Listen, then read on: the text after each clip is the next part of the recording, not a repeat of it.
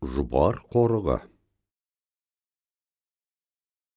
Асанғайға 7 жыл бойы желмаясына мініп жерүйік болар, жер іздегенде тапқана жиделі байсын жер екен. Әке тоқтамын естігенде Асанның қызы Жұпар 15 жаста болған деседі. Асанғайғы елін жиып, Құдайдың жаратқан бұл жерінде адамдар жүзге келмей өлмеген екен, қойлары бір жылда 2 қоздаған екен дейді. Оған қалай жетеміз деп ынтыға жиналғандар. Асанғай: оған жету оңай. Ол үшін малды 3 жыл шелдендіріп бағып, жылқыға айғыр, қойға қошқар, түйеге бура, сиырға бұқа салмай бағуымыз керек депті. Халық өре түрегеліп, Асанғайғының байламына қарсы шығады. Бұл сөзді шеткерлеу жерде кесте тігіп отырған Жұпар ғана көңіліне түйіп алады. Жұпар 17-ге келіп, айдай сұлу аруға айналады. Сұлулығымен алыс жақында тамсантқан аруға Ерназар бай құда түсіп, ұлы Байшораға алып береді. Екеуі енді қосылып, жұптасып, өмір кеше бастаған сол еді Жұпар күйеуіне: мен енді сұлу тағы бір аруды айттырып алыңыз деп қолқа салады. Байшора келіншегінің бұл сөзіне нана қоймайды. Қарсыласып тұрып алады. Ақыры болмаған соң: апырау, Асанның қызынан асқан ақылды да сұлу қыз бұл дүниеде бар ма екен өзі деп таңданады. Жұпар сұлу ел аралап жүріп, келбеті келіскен бір аруды Байшораға алып береді. Біраз уақыт өткен соң Жұпардың әлгі әңгімесі қайта басталды. Ол күйеуіне: екеумізден де сұлу әйел ал дейді. Күйеу болса бұл жолы қатты қарсыласады. Маған енді қатынның керегі жоқ, саған керек болмаса маған керек деп Жұпар дегеннен қайтпай тұрып алады. Соңында күйеу Жұпардың сөзіне тоқтап тағы бір қызды айттырады. Екі келіншек Жұпардың айтқанын екетпей, алдынан қи өтпей сыйлайды. 3 әйел татулықта күн кешеді. Бірінен кейін бір құрсақ көтеріп, әрқайсысы 15-15-тен ұл табады. 45 ұл ер жетіп, айбынды ерге айналады. Жұпар бәйбіше 45 ұлының 5 қаруын сайлап болған күні ері Байшораға былай деген екен: әкемнің 7 жыл жер қарап тапқаны жиделі байсын жер екен. Тай құлындап, тайлағы боталап, тайыншасы бұзаулап, тоқтысы қоздайтын, мал кіндігі үзілмейтін жерүйік болар жер екен деп, оған жетудің жолын меңзегенде ел әкемнің айтқанын қиынсынған еді. Мен сонда Құдай жеткізсе, әкемнің арман еткен жеріне барамын-ау деп іштей шешім қабылдаған едім. Сол арманды орындайтын күн жеткен сынды деп өз ойын сабақтайды. Байшора Жұпардың сөзін тыңдап, ойын қабыл алады. Айғыр, бура, бұқа, қошқарды бөліп, малды шелдендіруге кірісіп кетеді. Тура 3 жылдан соң көш жиделі байсынға қарай бет түзейді. Жұпар өзі бас болып ұзақ жүріп, жұртын әкесі аңсаған жерге аман жеткізеді. Бұл жер Ақшақан ханның иелігінде де хан қорығы деп аталатын. Жұпар көшті басқа жерге қондырып, қасына Байшораны ғана ертіп, хан қорығына түседі. Жан баласы рұқсатсыз аяқ баспайтын жерге батыл жетіп кірген кім екендігіне таңданып, Ақшақан көшіріп жібер деп адам жұмсайды. Біз алыс жолдан шалдығып келе жатқан жолаушылармыз. Атымыз арып жүрмей қойған соң аялдадық. Қазір көшеміз дейді Жұпар. Хан бұлардың көшетінін естіп, жайланып жатып болады. Қасқарая Жұпар көшті түгел көшіріп, хан қорығына қондырады. Қатар-қатар сәнді үй тіктіріп, салтанаты жарасқан ауылға айналдырады. Ортасындағы еңселі үйге өзі түсіп, екі жақтағы ақ шаңқан үйлерге 2 тоқалды отырғызады. Асты да мол етіп, дастарханында жайнатады. Дастарханда бас қосқан әулетіне Жұпар ана сонда былай деген екен: шырақтарым, біз ешқашан көріп білмеген елге келдік. Жолаушы елден көп болмас, шұқанақ көлден көп болмас деген бабадан қалған сөз бар. Кеше жалғыз арбалы бізден еш қауіп көрмей, хан өкілі кері қайтқан еді. Ертең бәрі басқаша болмақ. Тізілген үйлермен мыңғырған малды көрген соң ханда нөкерлерін ертіп қайтып оралады.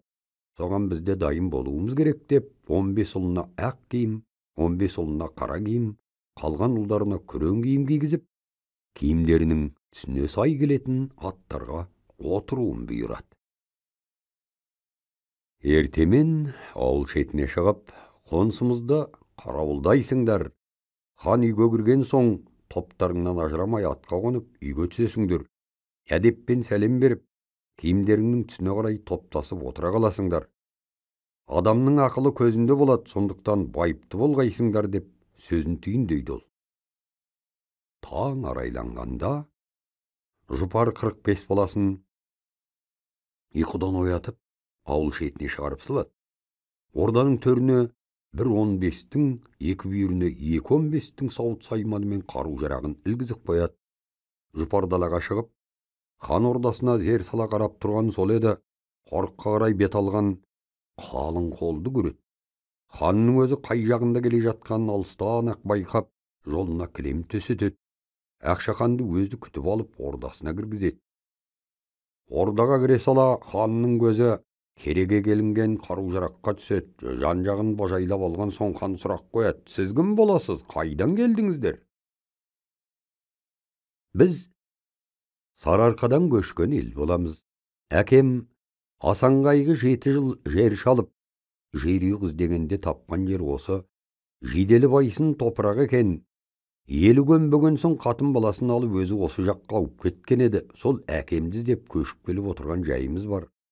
Қарақазан Сарыбаланың қам үшін демеуші ме еді атам қазақ. Жер шалып алыстан әкем үшін келдім. Ақылың ауса ханға бар, қонсың ауса ханға бар, қарның ашса байға бар, қайғылы болсаң ханға бар деген сөз бар емес пе? Қараға барып бас болғанша, етегіне ел сыймас ханға келіп жолдас болайын деп жеріңізге түстім" дейді жұпар. Осы кезде нөкерлері ханға күншығыстан қол көрінгенін жеткізеді. Артынша оңтүстіктен де, солтүстіктен де осы үйді бетке алып сарбаздар келе жатқанын хабарлайды. Сарбаздардың түр болмысына жұрттың бәрі таңданысып тұрып қалады. Жігіттер болса аттарынан түсіп, тура хан отырған ордаға беттейді. Үйге кіріп, ел ағасының қолын алып әдеппен сәлемдеседі. Қатар-қатар отыра қалған мына жігіттерге ханның өзі де сүйсіне қарап қалыпты. Ақшахан: "Сіз бұл жігіттерді танисыз ба?" Жұпар: "Танымасақ та шырамытамыз." Ақшахан: "Шырамытқаныңыз танығаныңыз ғой." Жұпар: "Ақ киімді 15-і өзімнен туған перзенттер. Қара киімділер мен күрең түсті киім кигендер өзімнен кейінгі әйелдерден туған ұлдар." Ақшахан: "Апырау, өзіңіз Асанның қызы Жұпар бола тұрып, үстіңізден әйел алдырғаныңызға таң қалып тұрмын" деген екен. Сонда Жұпар азырақ ойланып тұрып: "Уа тақсыр, бұрынғының ит жаманы үй қоры, жолдас жаманы би қоры, қатын жаманы ер қоры, хан жаманы жер қор деген сөз бар емес пе? Егер мен әйел алғызбасам, мына балалар қайдан болар еді? Бір ерден туған баланың бөтендігі болмас" дейді. Хан Жұпарға қапелімде жауап қата алмай үнсіз отырып қалады. Содан соң қасындағы нөкерлерін ертіп далаға шығып, ел алдында былай деген екен: "Уа халқым, сөзіме құлақ сал. Осы қорықты мен Жұпарға бермекке шешім қабылдадым. Жеті атамыздан бері елімізге қоныс болған қасиетті жерді бір қатынға берем дегеніңіз қалай?" деп жиналған көпшілік ханның сөзімен келіспей шулап кетеді. Сонда хан: "Аңғал халқым-ай, мен қауіп еткеннен осылай деп тұрмын. Біз көп болғанмен қой сияқтымыз, олар аз болғанмен қасқыр сияқты. Сонау Сардаласы Сарыарқаны тастап, Жиделі байсын жеріне көш түзегенде-ақ бұлар жан шүберекке түймеп пе еді? Анау жауырыны қақпақтай 45 жауынгерге қараңдаршы. Ондай қару жарақ бізде жоқ. Егер осы жерде ұрыс басталса, солардың жеңері хақ. Өйтіп, абыройдан айырылғанша ерулік беріп, жерімізді өз еркімізбен тарту еткеніміз жөн" деген екен. Ақшақанның сөзінен кейін дау бірден тыйылып, қалың ел ақ дастарханға жайғасыпты. Көңілі жайланған Ақшақан сөз алады: "Мынау қорық 7 атамнан келе жатқан байлығым еді. Кіндік қаным тамып, халқым мені хан көтерген құтты жер еді. Сен бұл жерге сонау Сарыарқадан аңсап жеттің. Бұл жер енді сендік.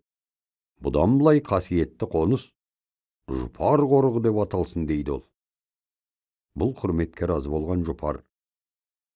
Хан қарашасына қайыр қылса, қараша ханға сыйғылады деп, ханға бәйге атып бастаған 9 кілем жапқан қаранар, тай тұяқ алтын тарту етеді. Сыйлы кісілердің иығына шапан жабады. Жұпардың ақылымен көрегендігіне тәнті болған хан жұртын соңынан ертіп, еліне қайтады. Ердің бақытына жақсы жар кезігет деген осы, ырыс алды жақсы әйел. Жұпар осылайша соғысып жауласпай-ақ, ақылына әлеуметті сүйсіндіріп дегеніне жетіпті. Жұпар қорығы күні бүгінге дейін қауіп қатерден аман болса керек. Әйелдің бір ауыз сөзінен бөгелдім деп, 7 атасының жерін Жұпарға берген хан, осы оқиғадан кейін басқа қоныс іздеп кеткен деседі. Ердің құны, нардың пұлы, жесір дауы, жер дауы дегенде бір ауыз сөзге тоқтаған халқымыздың даналығына қалай сүйсінбессің.